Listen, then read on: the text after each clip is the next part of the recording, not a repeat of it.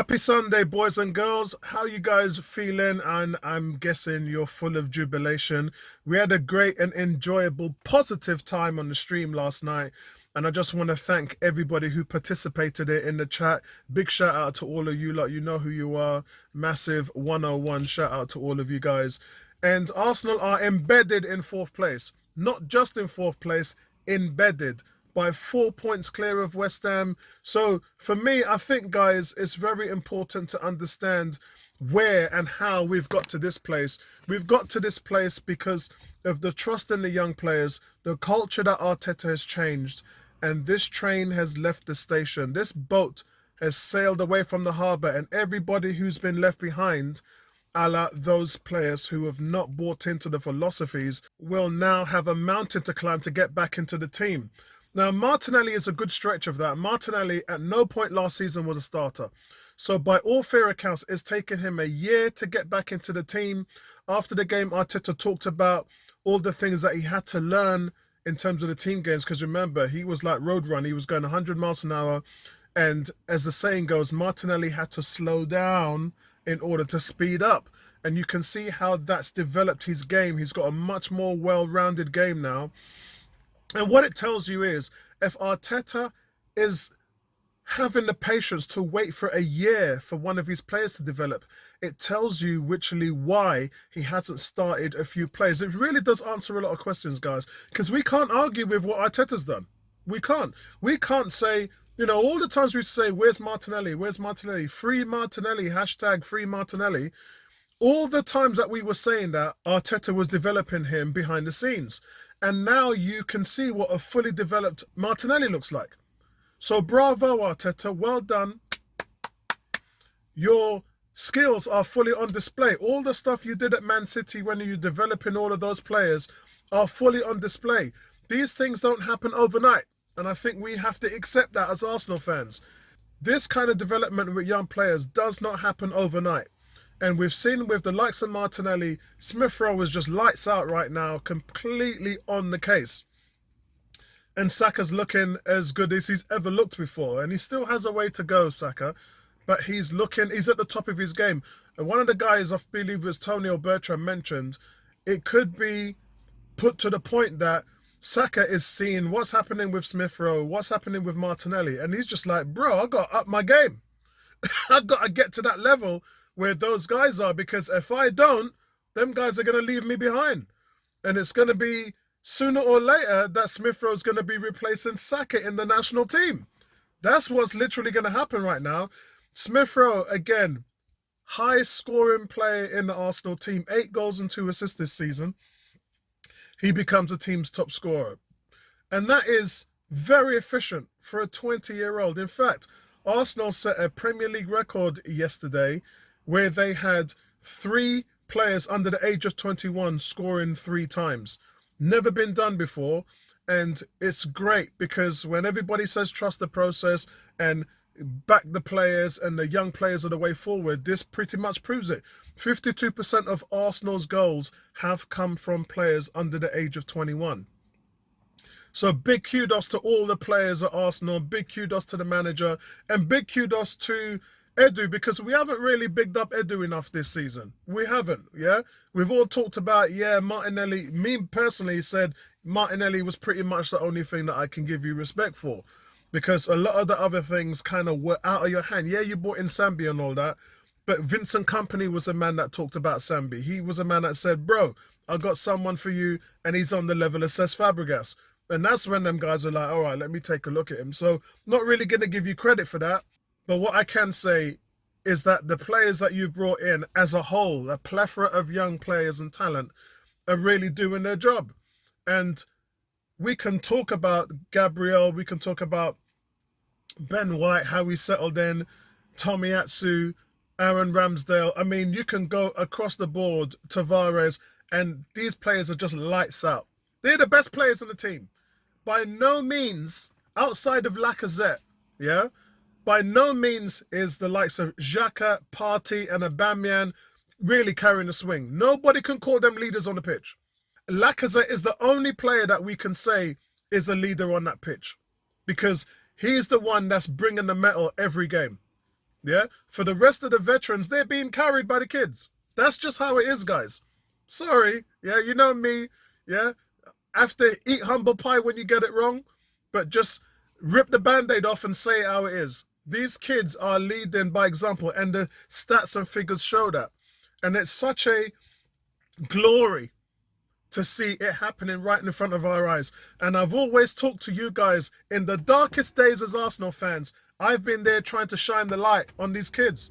And I've been trying to be the positive guy in the corner saying, just wait this thing out. Be patient. Have some patience.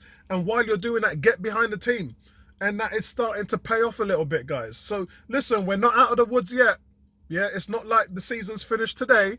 Although Bertram did mention if the season got cancelled, what would they actually do? But nonetheless, guys, I think now's the time to actually give an assessment on what the transfers were like. I know some people even said, I'm going to wait till the end of the season. Yeah, you do you. But I think the signs are there. Half of the season is done, and we can see where the team is, and we have a competitive team. Remember all them years I talked about, you know, where Jacques has led the league in red cards and mistakes leading to goals as an outfield player, and Bernd Leno has led all goalkeepers in errors leading to goals. And my words were, in regards to the Mustafis, is that for Arsenal, for us to become a competitive team, we have to be competent. We have to do the right things on the pitch. We can't have these mental stupid errors that are just giving goals away. And I believe Arsenal are 95% there, and you know what I mean by 95% there. But I think that we are nearly there.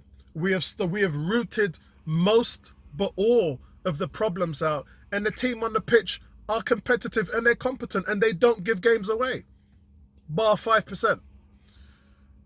But I think this is a good position because now we've got that foundation laid. Now you can start to think about fourth place. Now you can start to think about being competitive and challenging, yeah, and getting back in the Champions League. Because Champions League teams don't do the foolishness that we've been doing over the years. They don't do that. They are grounded at a level where they will get on the field and they will compete for a win. And you're not carrying anybody. And while we still might be carrying a few players, my hope and guess is that over the coming seasons, those players won't be at the club. And we'd have continued to grow by laying the foundation that we already have. And I mentioned this on the stream last night. I said, we have a plethora of young players that we can build a foundation on. Wouldn't it be nice to enter a transfer window when we already have a foundation laid? Because you're not scraping the bottom of the barrel for players to put bums on seats like we was last summer. We ain't doing that. What we're doing is we have a foundation, and now we're looking to add tools to improve that foundation rather than just putting a body in a position. Now we're actually looking to improve that level that we have already set, and that is all thanks to Edu and Arteta. Yeah, and I don't think they're getting enough credit. So I'm always going to be shouting at the top of the mountain for the fans to get behind them too, because where we are going, guys, we are not waiting for anybody. Like I said, boat left the harbour, train left the station. We're gone. And we're leaving behind the misery, the incompetency in turning this club into a competitive outfit. Yeah, we have gone, we've moved forward. And these ideals have been set in stone by Arteta. That's why he's like, bro, I'll give you one chance, give you a couple of chances, but if you're not behind us, then we have to go forward without you. And that speaks to everybody. And I'm the biggest Pepe fan. I'm the biggest Pepe fan, but what I've seen him do with the likes of Martinelli, leaving him out for a year, making sure that he develops that all-round game before he puts him in, and he's ready like Teddy right now. Martinelli is ready like Teddy, and Pepe has to get to that level. If it's those reasons, and we don't know why Pepe's being left out of the team, but if it's for those reasons, then I have to trust the manager. Because if you're saying you're not getting 100% commitment from a player, and Martinelli is what 100% commitment looks like, then that's what I want. That's what I want. And you can't fault Pepe's production, yeah? Because Martinelli might be turning it on now, But last season, he weren't turning it on. And he was carrying the injuries. So I think a lot of that had to do with developing Martinelli as a player and ensuring that the injuries don't reoccur, because that's what was happening for last season.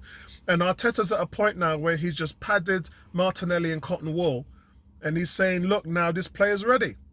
Now I can trust that the player is going to get on there and do what I've trained him to do.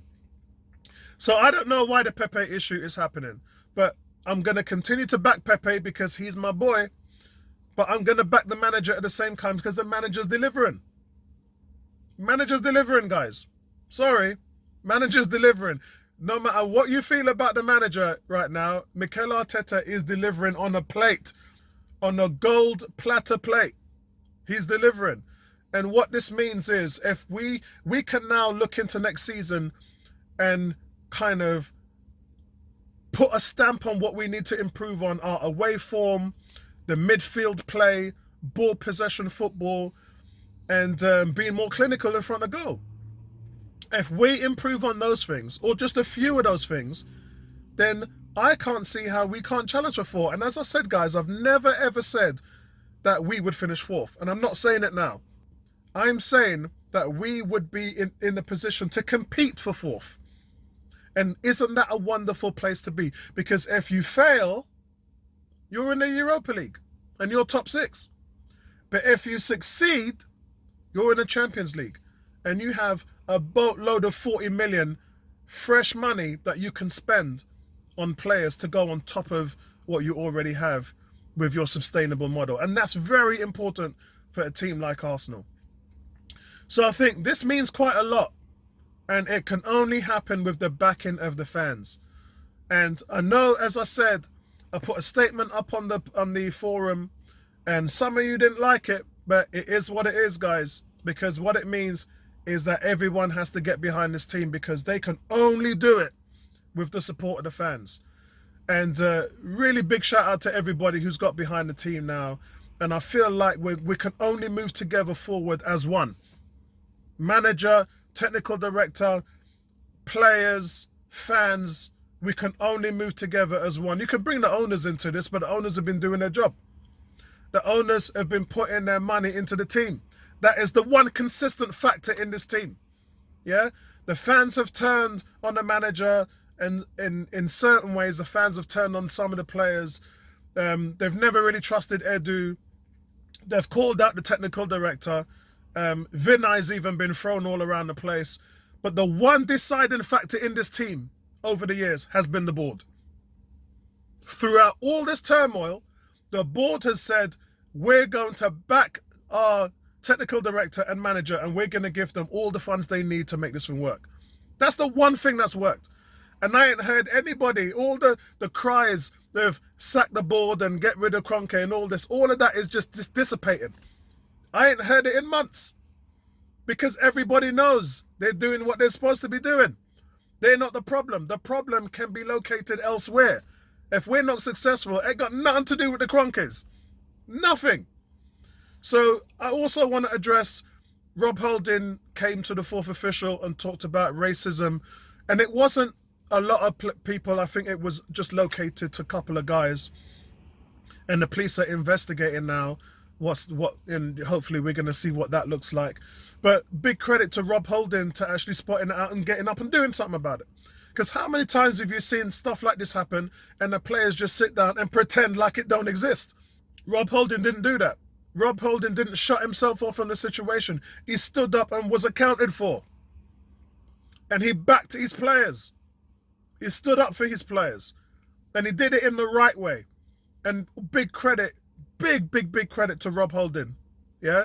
And shout out to his agent as well. But I also want to say that the COVID issue is still pretty much doing well with Arsenal. We know Pablo Mari and we know Sambi Lokonga have been affected, but it's been localized. London Coney was shut. It was shut on Thursday, and they're having to deal with that as they see fit. It's wonderful, man, guys, to be in 4th place. And Sunderland, I think on Tuesday we might see a different team sheet. I think he'll rest quite a few players there, and rightly so. But join us for the stream then, and big shout out to you guys, man. Peace, right back at you.